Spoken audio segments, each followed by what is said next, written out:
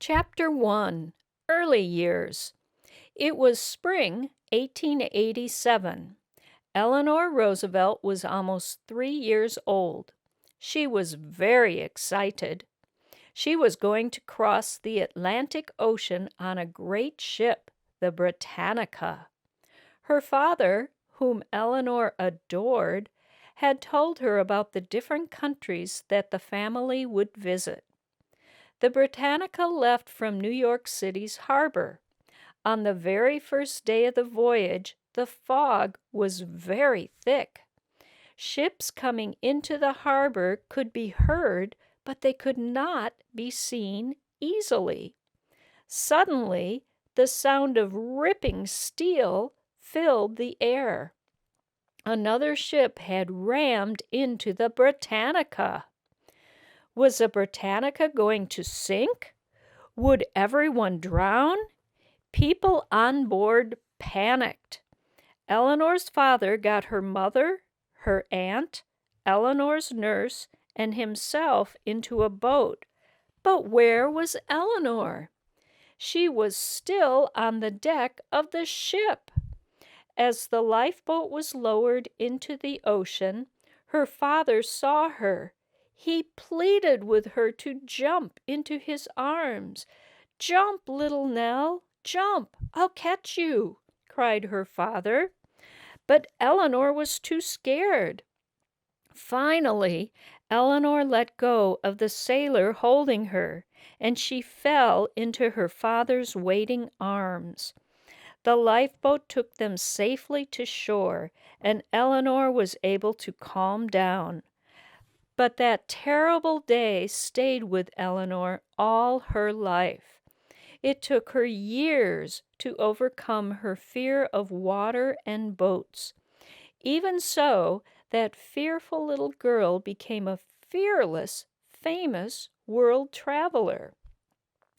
Eleanor Roosevelt was born on October 11th, 1884, in New York City. She was named Anna Eleanor Roosevelt. She was called Eleanor because her mother's name was also Anna. Eleanor's mother was known for her great beauty. Her father, Elliott Roosevelt, was a smart, dashing gentleman. They both came from rich and successful families. They could trace their ancestors back over 200 years. At the turn of the century, rich and poor people lived very different lives. In New York City, the rich lived in mansions.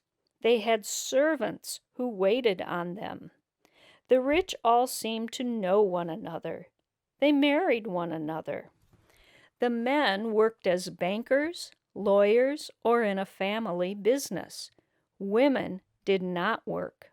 They stayed home, entertained, and visited one another.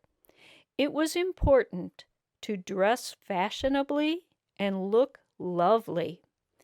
Eleanor knew she did not have her mother's beauty. She thought of herself as an awkward and ugly child. She sensed that her mother was disappointed in her.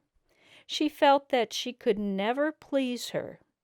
Yet Eleanor knew that her father loved her dearly, and she in turn wanted to please him and make him proud of her. New York City tenements.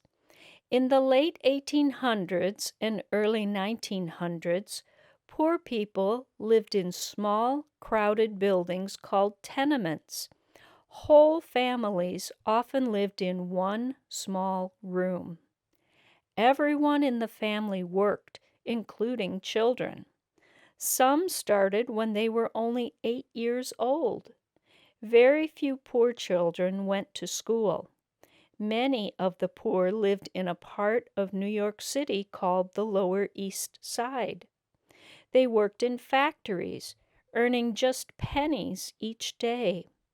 The factories were dangerous places where accidents happened. It was a hard life, but one that many people faced when they first came to the United States.